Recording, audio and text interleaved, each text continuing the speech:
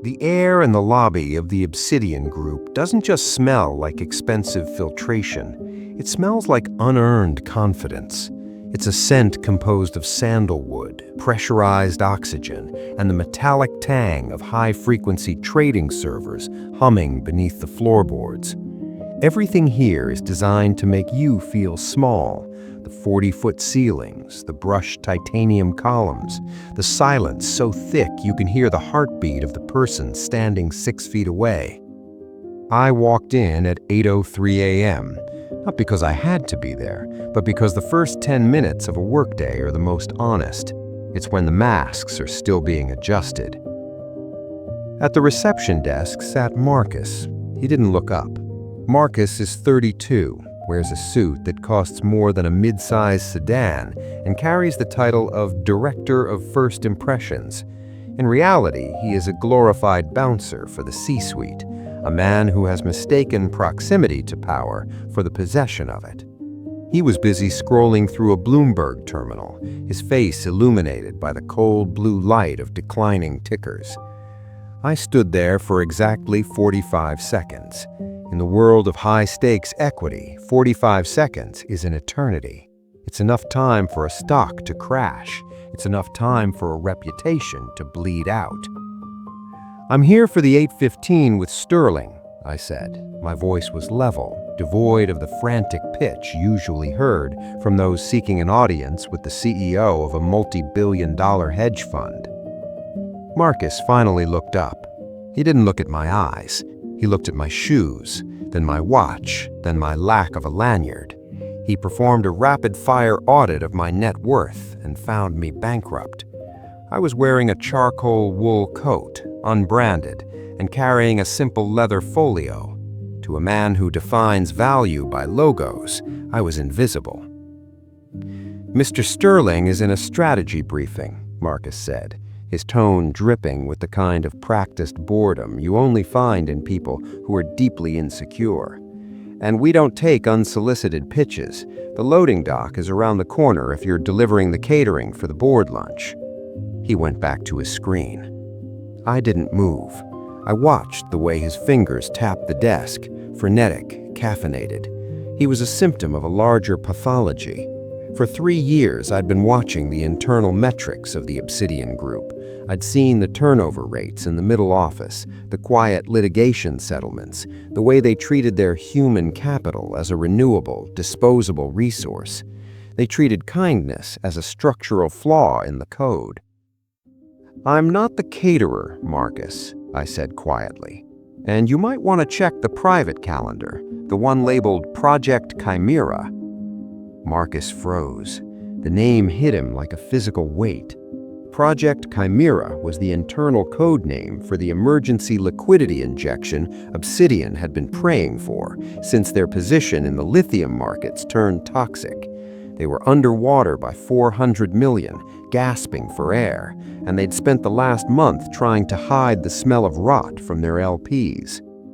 He looked at me again, this time with a flicker of something resembling cognitive dissonance, but the arrogance won out. He chuckled, a dry, rasping sound. "Nice try. I don't know where you heard that name, but you've got about 10 seconds to turn around before security explains the concept of trespassing to you. People like you don't get Project Chimera meetings. You don't even get the lobby coffee." He pressed a button on his desk. Somewhere behind the heavy oak doors, I heard the faint chime of an alert. "You're making a calculated error," I told him. I wasn't angry. Anger is a luxury for people who haven't already won. You've spent so much time looking down at people you think are beneath you that you've forgotten to look up at who's actually holding the leash. At that moment, the elevator bank to the right chimed. The doors slid open, and Julian Sterling stepped out. He looked exactly like his photos, silver hair, a tan that suggested a weekend in Cabo, and a smile that never quite reached his eyes. He was flanked by 2 VPs who looked like they'd been grown in a lab to provide affirmative nods. Sterling saw Marcus standing up, looking flustered. He saw me standing there, still and silent. "Marcus," Sterling barked, not looking at him. "Where is the representative from the New York consortium? They were supposed to be here 5 minutes ago. We're bleeding 10 points an hour on the spread." Marcus pointed a trembling finger at me. "This person, sir. He's been harassing the desk, claims he's here for Chimera. I was just calling security to have him removed." Sterling turned to me. He did the same audit Marcus had done, but he was faster, more clinical. He saw the way I stood, the posture of someone who isn't seeking permission. He saw the folio. "Is that right?" Sterling stepped closer, invading my personal space, a classic power move. He smelled of expensive espresso and desperation. "You look like a substitute teacher who lost his way to the library. If this is a joke, it's a very expensive one for you." "It's not a joke, Julian," I said, using his first name with a familiarity that made the VPs wince. "It's a foreclosure." I opened the folio and pulled out a single sheet of paper, a notarized debt-to-equity conversion notice. "You thought you were negotiating a loan," I said, my voice cutting through the lobby's artificial hush. "But you didn't read the subordination clauses in the bridge financing you took out last quarter. You didn't realize that the debt had been bundled, sliced, and sold to a holding company you've never heard of, a company I happen to own." Sterling's face went from bronzed to a sickly pale gray. He snatched the paper. His eyes darted across the legal A's, searching for a loophole he wouldn't find. "This is impossible," he whispered, his bravado finally fracturing. "You had a grace period," I corrected, "until you breached the key person covenant by firing your head of risk last night without cause. That triggered an automatic acceleration of the debt.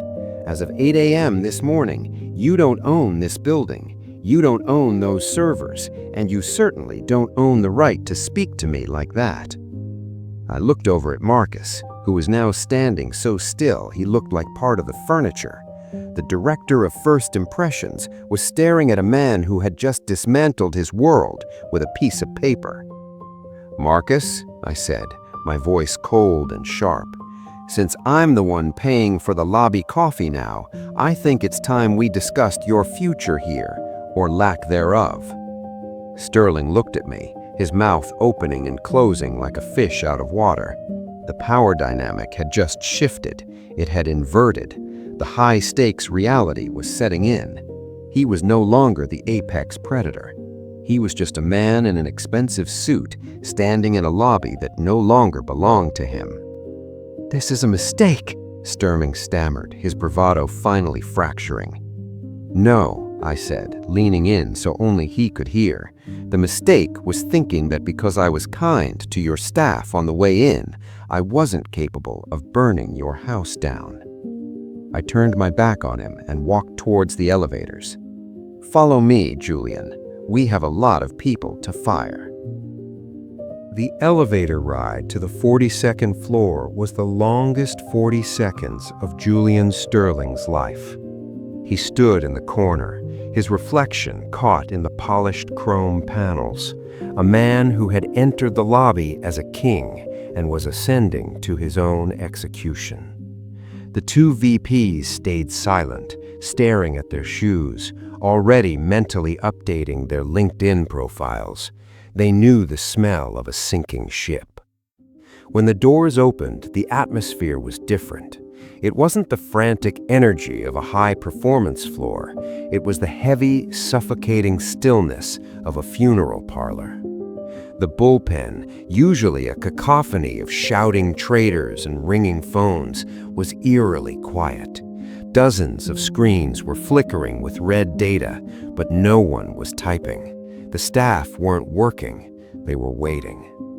"What is this?" Sterling hissed, his voice cracking as he stepped onto the trading floor. "Why aren't the desks live? Miller, why is the London desk dark?" A young analyst named Miller, who couldn't have been more than 25, looked up from his terminal. He didn't jump.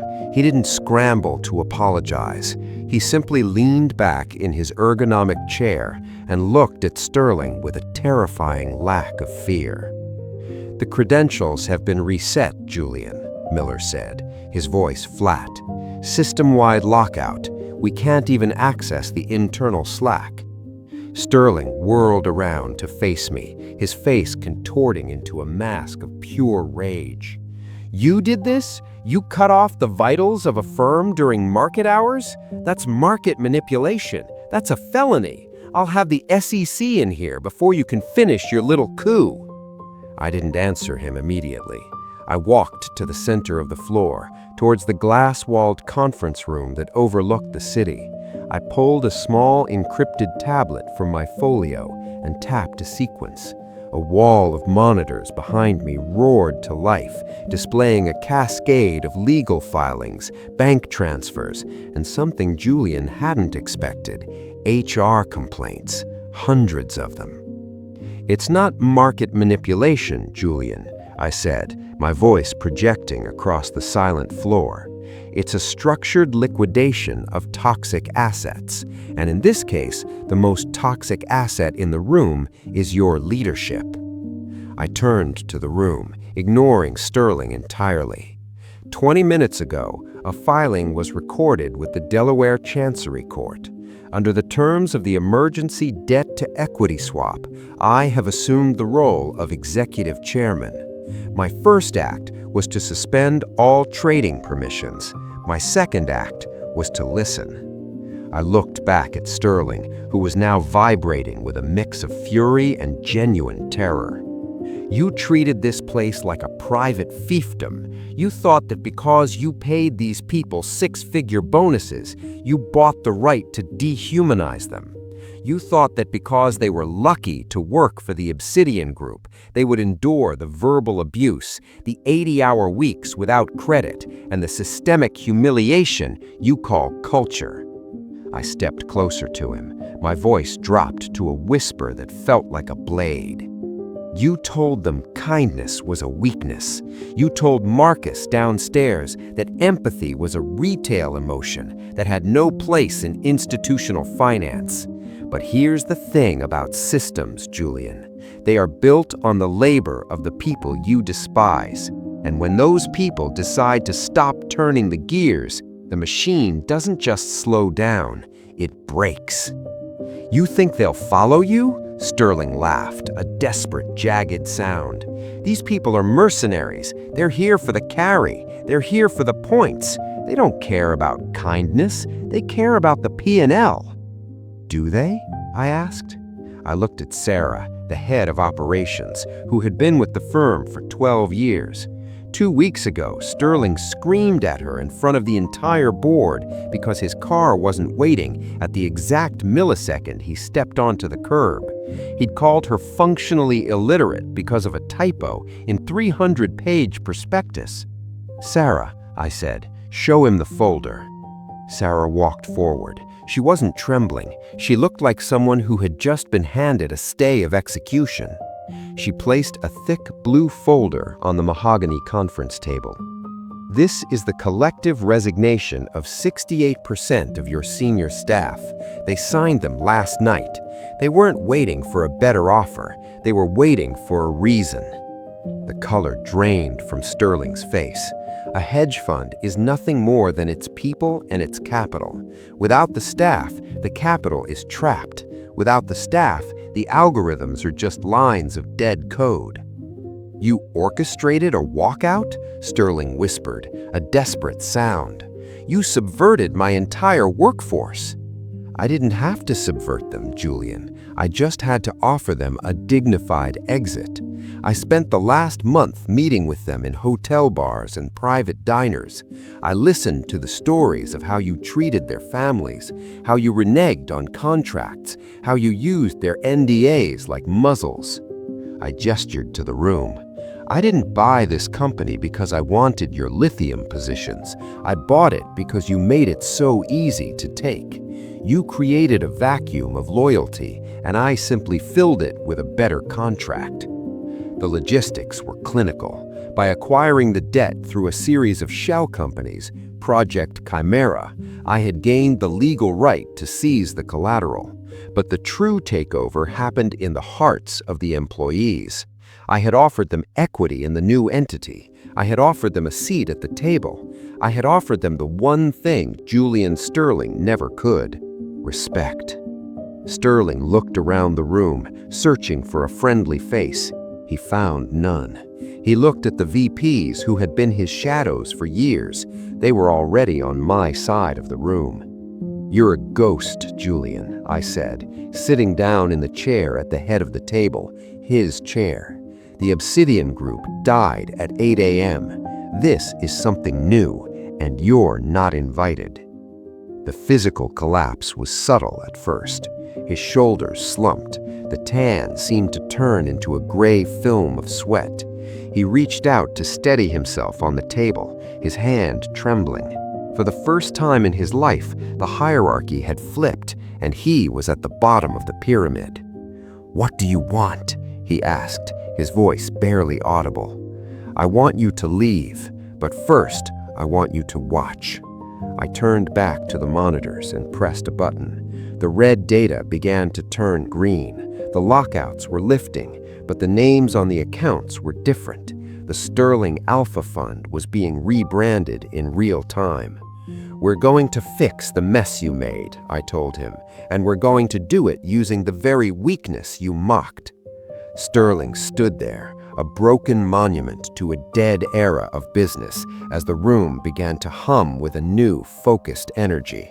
The staff weren't just working now, they were building something they finally owned. I waited for the silence to settle before I spoke again. "Part 2 is over, Julian. Now, let's talk about the reconstruction."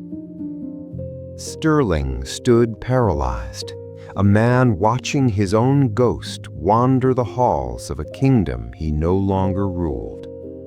The VPs, ever the weather vanes of power, had already migrated to the periphery of my circle, leaving him standing in a literal and metaphorical vacuum. "The security team will escort you to your office," I said, my voice echoing with the finality of a gavel. "You have 10 minutes to collect any personal items, anything digital, anything proprietary, anything that breathes of Obsidian's intellectual property stays. If you touch a server rack, you'll be meeting my legal team before you hit the sidewalk." He didn't move. He looked at Sarah, then Miller, then back at me. He was looking for a spark of the kindness he had so often exploited. He expected a soft landing, a moment of corporate grace. He forgot that while I value empathy, I am a devotee of logic, and logically, he was a contagion. 10 minutes, Julian," I repeated. "The clock is the only thing you have left." As he was led away, his gait suddenly heavy, his $5,000 loafers scuffing the floor, I turned to the room. The silence wasn't one of fear anymore. It was the silence of a deep, collective intake of breath. "Listen up," I said, standing at the head of the glass-walled boardroom. "The name on the door is changing to Veritas Capital. The Obsidian era of management by terror is over. But don't mistake a change in tone for a change in standards. We are underwater on the lithium spread by $400 million. We have LPs who are ready to litigate. We have a reputation to rebuild from the ash." I looked at Sarah. "Sarah, you are now Chief Operating Officer. Your first task is to nullify every active non-compete agreement in this building. If people stay, I want them to stay because they choose to, not because they're legally shackled." I turned to Miller. "Miller, you're acting head of risk. Close the toxic shorts. We're taking the hit today so we can breathe tomorrow. Transparency is our new hedge." The room didn't erupt in cheers. These were professionals. They knew the mountain we had to climb. But there was a shift in the light. People weren't looking at the exit anymore. They were looking at their screens. 3 hours later, I walked into the corner office. Sterling was gone. The desk was clear, save for a single photograph of him on a yacht. the ultimate cliché of a man who mistook net worth for self-worth. I sat in the chair. It was still warm. There was a knock on the door. It was Marcus, the director of First Impressions, from the lobby. He looked diminished, his tailored suit now appearing like a costume that no longer fit. "Sir," he stammered, "I wanted to apologize for this morning. I was just following the protocols Mr. Sterling put in place. I didn't realize who—" "Stop," I said, cutting him off. I didn't look up from my tablet. "You didn't realize who I was. That's the problem, Marcus. You think respect is a currency you only spend on people who can do something for you. That's not a protocol. That's a character flaw." I finally looked at him. He was sweating. "You're not being fired for being rude to me. You're being fired because you are a gatekeeper who enjoys the gate. In this new firm, the first impression won't be one of exclusion.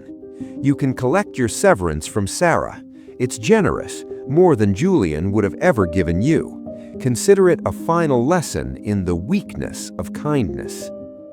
When he left, the office felt cleaner. I spent the next 4 hours on the phone with the limited partners, the pension funds, the university endowments, the sovereign wealth funds. I didn't give them a sales pitch, I gave them the truth. I told them the firm had been led by a man who had leveraged his ego until it went bust. I showed them the new structure. I showed them the talent I had retained by simply treating them like human beings. By 6 p.m., 90% of the capital stayed. They weren't betting on my soul. They were betting on the fact that a motivated, respected workforce is more profitable than a terrified one. I walked out of the office and found the floor still humming. People were talking, actually talking, not whispering in the break room. The conflict series of this corporate war was over. The analysis had begun. I saw Julian Sterling one last time. He was standing on the curb outside, waiting for a car that would never come. His corporate account had been deactivated 3 hours ago. He looked small against the backdrop of the titanium columns. He saw me exit and walked towards me, his face a mixture of desperation and lingering pride. "You think you've won," he said, his voice trembling, "but you've just inherited a sinking ship. You've given the inmates the keys to the asylum. They'll eat you alive the moment the bonuses dip." I stopped and looked at him. I didn't feel triumph. I felt a profound, cold pity. "That's where you're wrong, Julian," I said quietly. "You think loyalty is a transaction. You think people only work for the carrot or the stick. But there's a third way, purpose. They're not inmates. They're the architects of the recovery. And they're not going to eat me alive because I'm the first person in 5 years who looked them in the eye and told them they mattered." I stepped into my car. "You spent your whole life building a fortress of status, but you forgot to build a foundation of worth. Status is what you have when people are looking. Worth is what you have when they aren't." As the car pulled away, I watched him in the rearview mirror, a man who had everything and possessed nothing. The lesson was simple, though it cost $400 million to teach. In the high-stakes world of power, arrogance is a debt that always, eventually, comes due. And kindness? Kindness isn't a weakness. It's the ultimate leverage.